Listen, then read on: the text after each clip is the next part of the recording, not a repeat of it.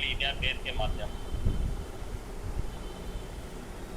और ये वेद जो है कोई मामूली नहीं है, सबके कल्याण के लिए है। इसके अनुसार जो भी व्यक्ति आचरण कर लेता है उसका अंधकार, उसकी अज्ञानता, उसके जीवन का कल्याण हो जाता है। आज के समय में कुछ ऐसे गुरु हैं जो भगवान का दर्जा लेना चाहते हैं और ले भी रहे हैं। जिनकी जितनी जितनी प्रतिष्ठा बढ़ी है, भगवान को साइड में रख दिया है, ईश्वर को साइड में रख दिया और अपनी केवल पूजा पाठ, वंदना, आरती सब करवा रहे हैं। लेकिन महर्षि देवदयानंद ने कहा कि गुरु को थोड़ा सा परखना चाहिए, गुरु के ऊपर चिंतन करना चाहिए, गुरु के ऊपर मनन करना चाहिए और उसके बाद गुरु मनाना चाहिए। उन्होंने उनके गुण भी लिखे, सदाचारी हो, धर्म प्रेमी हो, भक्त हो, किसी प्रकार का दुराचार न हो उसके जीवन के अंदर और हमेशा समभाव रहे, सबके प्रति एक समान भावना रहे, सबके कल्याण की भावना एक जैसी रहे और किसी प्रकार का कोई द्वेष, किसी प्रकार का कोई मतभेद किसी भी भक्त के प्रति नहीं होना चाहिए। महर्षि देवदयानंद ने 20 वर्ष जो उनकी जिज्ञासा थी कि मुझे सच्चे शिव के दर्शन करने हैं, जैसा कि उनको बताया गया था कि सच्चा शिव वही है जो मतलब सबका कल्याण करता है, सबको सुख देता है, न्यायकारी है, दयालु है, सर्वरक्षक है, अजन्मा है, अनंत है, निर्विकार है। जब ऐसे गुण उस परमपिता परमात्मा के शिव के बताए तो उनका जो है माथा हिल गया और उन्होंने जब ये घटना देखी कि शिव तो ऐसा बताया गया लेकिन शिव ऐसा वास्तव में है नहीं, और कहते हैं सच्चे शिव के प्राप्त करने के लिए, सच्चे शिव के दर्शन करने के लिए उन्होंने जो है कम से कम 20 वर्ष ऐसे गुरु के खोज में रहे जो उनको सच्चा गुरु नहीं मिला। सब उनको भटकाते रहे, कोई कुछ बता रहा था, बताता रहा, कोई कुछ बताता रहा, कुछ बताता रहा, लेकिन उनकी संतुष्टि नहीं हुई, उनकी मतलब अंदर से तृप्ति नहीं हुई कि ये मतलब वास्तव में बात जस्ती नहीं है। और 20 साल बाद कहते हैं कि उनको एक आंखों से अंधे, ज्ञान से संपूर्ण, उनको एक जो शरीर से भी मतलब बिल्कुल जर्जर थे, लेकिन अंदर से उनको कहा कि व्याकरण का प्रकांड सूर्य की तरह उनको विद्वान माना गया, जिसका नाम था प्रज्ञा चक्षु प्रजानंद। प्रजानंद जो है, प्रजानंद के भी जो गुरु थे जो ऋषिकेश में रहा करते थे, पूर्णानंद, उन्होंने, वो भी काफ़ी वृद्ध हो चुके थे, तब उन्होंने कहा कि तुम प्रजानंद के पास चले जाओ, वो तुम्हारी जिज्ञासा को शांत कर देंगे। और देखिए ऐसे गुरु उसके बाद भी घूमते घामते 2-2.5 साल बाद मतलब गुरु प्रजानंद के पास पहुँचे और पहुँचने के बाद वो उनकी कुटिया पर जाते हैं और ये कहते हैं, जब गेट खटखटाते हैं तो कहा कि कौन, और उन्होंने कहा कि देखो मैं यही जानने आया हूँ मैं हूँ कौन। एक शब्द उन्होंने बोला, मैं यही जानने आया हूँ कि मैं हूँ कौन। और कहते हैं ये बाकी सुनकर के गुरु प्रजानंद ने कुटिया का दरवाज़ा खोल दिया और एक बाकी में समझ गए कि वास्तव में कोई ये जिज्ञासु है, बहुत बड़ा जिज्ञासु है। उनकी वार्तालाप हुआ कि मैं आपसे कुछ ज्ञान प्राप्त करना चाहता हूँ, और स्वामी दयानंद ने भी संन्यास ले लिया था उस वक्त, और कहा कि देखो मैं बहुत भटक लिया हूँ। तब उन्होंने कहा कि देखो आपने पढ़ा क्या है। उन्होंने बहुत सारे ग्रंथ बताए जो मतलब वेद के अनुकूल नहीं थे, जो ऋषि मुनियों के मत के अनुकूल नहीं थे। तो उन्होंने कहा कि ये सारे जितना भर, और थोड़ा बहुत ग्रंथ नहीं थे, पूरी बग्गी भरी हुई थी बताते, इतना मन उन्होंने पढ़ा, लेकिन उससे पहले उन्होंने वेद नहीं पढ़ा, क्योंकि ऐसा ज्ञानी उनको नहीं मिला जो वेद के पढ़ाने वाला हो, जो व्याकरण का पढ़ाने वाला हो, जो ऋषि मुनियों के ग्रंथों को पढ़ाने वाला हो। उन्होंने कहा कि देखो ये इतना बार तुम्हारे पास साहित्य है, इसको यमुना फेंक दो और अपने तुमने जितना पढ़ा है उसको भूल जाइए, क्योंकि जब तक हृदय पर तुम्हारे जो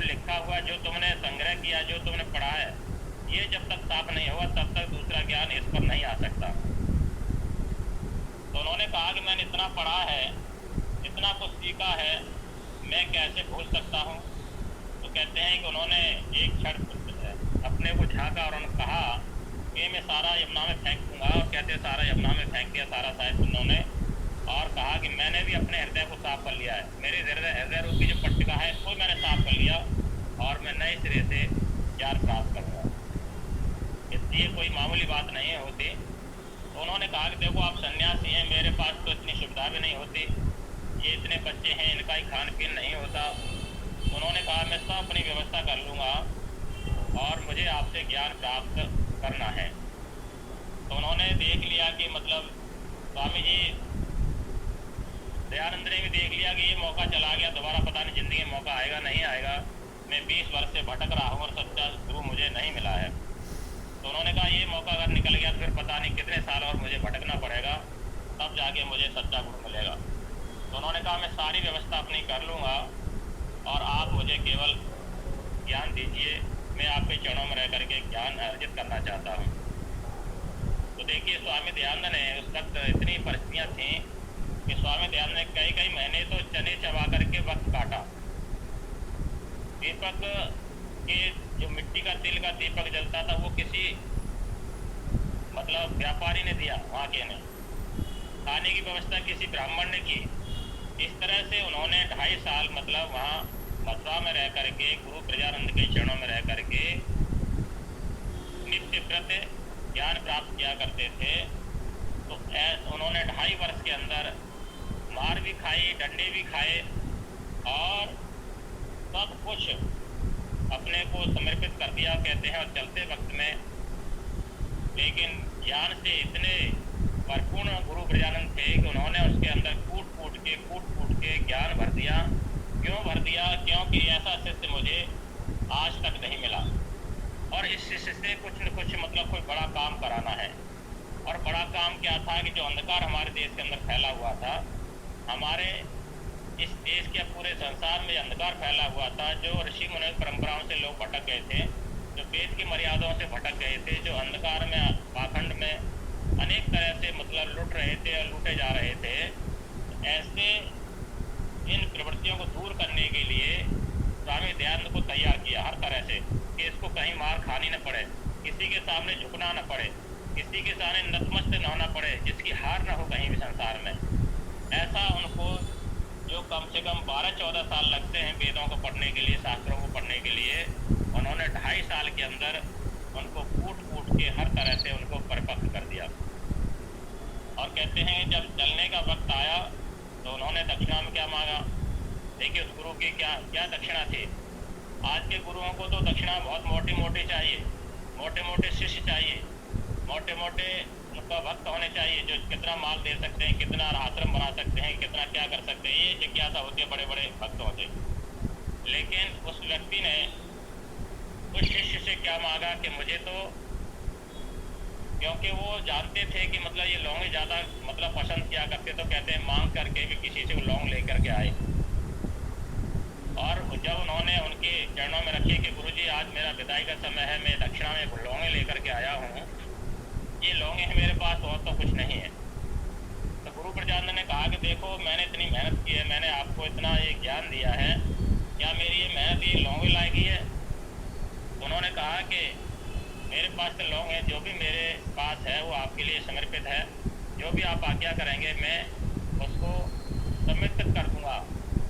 और उन्होंने कहा कि देखो ये तन भी तुम्हारा और मन भी तुम्हारा, ऐसा संकल्प उन्होंने दिया। शरीर से व्यक्ति दे सकता है लेकिन मन देना बहुत ही कठिन काम है। और उन्होंने कहा कि मन भी तुम्हारा और शरीर भी तुम्हारा, जो भी आप आज्ञा करेंगे वो मतलब मैं करूँगा। और उसके बाद गुरु प्रजानंद ने उन्होंने कहा कि मेरी दक्षिणा यही है कि तुम इस संसार में जो लोग अपने रास्ते से भटक गए हैं, जो लोग रास्ते में अपने गलत मार्ग पर जा रहे हैं, पाखंड में जा रहे हैं, उन प्रवृत्तियों को दूर करने के लिए तुम वेद का प्रचार करो, ऋषि मुनियों की परंपरा को आगे बढ़ाओ, जिससे कि संसार के लोग सुखी रहें, जिससे मतलब ये भटके हुए अपने सही मार्ग पर आ जाए। तो उस गुरु ने अपनी इतनी मेहनत में केवल ये दक्षिणा मांगी सबके कल्याण के लिए। आंखों से बेशक उनको नहीं दिखाई देता, लेकिन अंदर के ज्ञान चक्षु उनके खुले हुए थे, पूरे संसार को सुखी देखना चाहते थे, पूरे संसार जो भटका हुआ था उसको अच्छे मार्ग पर लाना चाहते थे।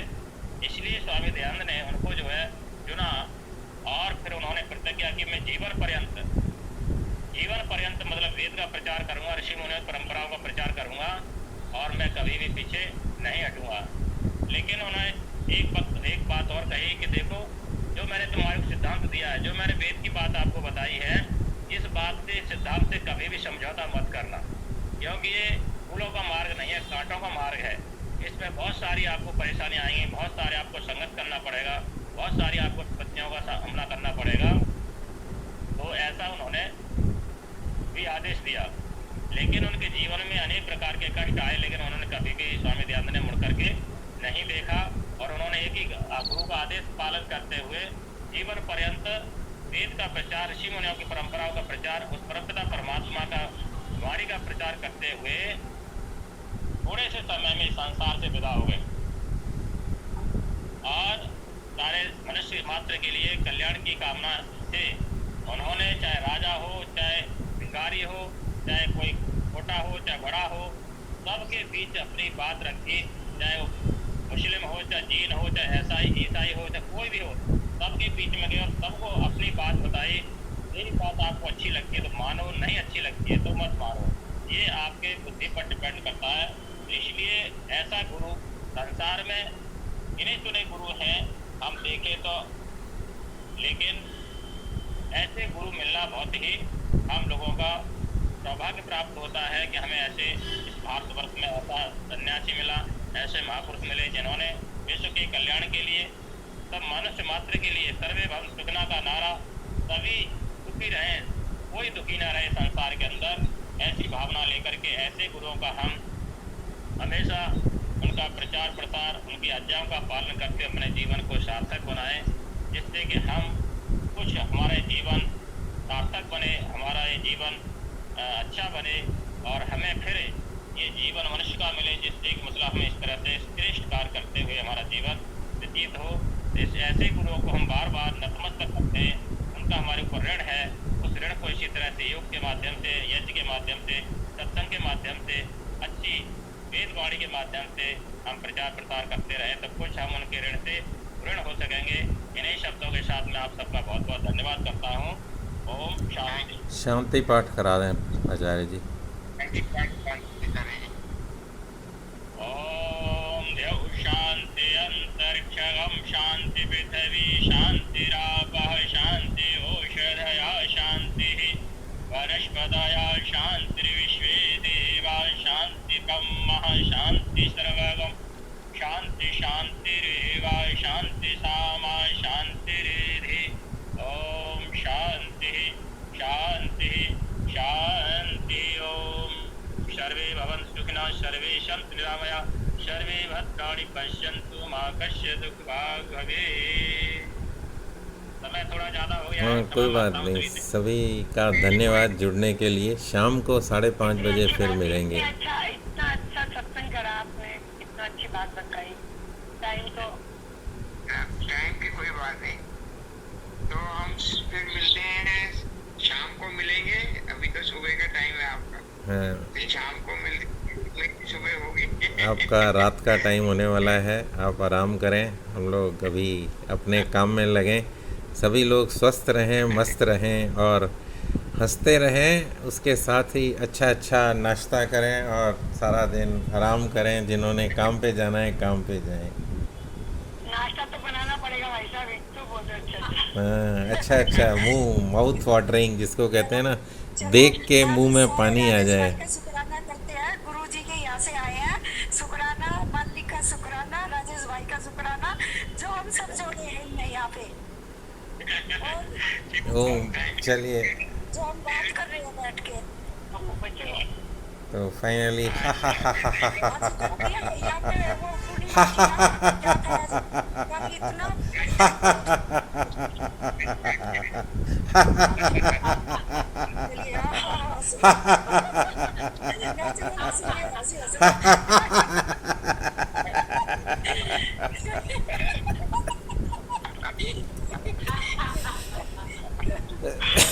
चलिए शाम को मिलते हैं जी। धन्यवाद सभी का।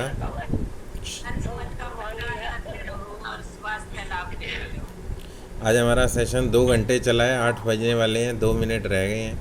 और जय गुरु जी। जय गुरु जी, जय गुरु जी, जय गुरुदेव, जय गुरुदेव। गुरु की ये महिमा है ये, बाकी कुछ नहीं है संसार में। कल बड़ा आनंद आया गुरु जी के पास। सब अपने गुरु के पास जो उनके दर्शन और वो चलिए जी, शाम को मिलते हैं। धन्यवाद।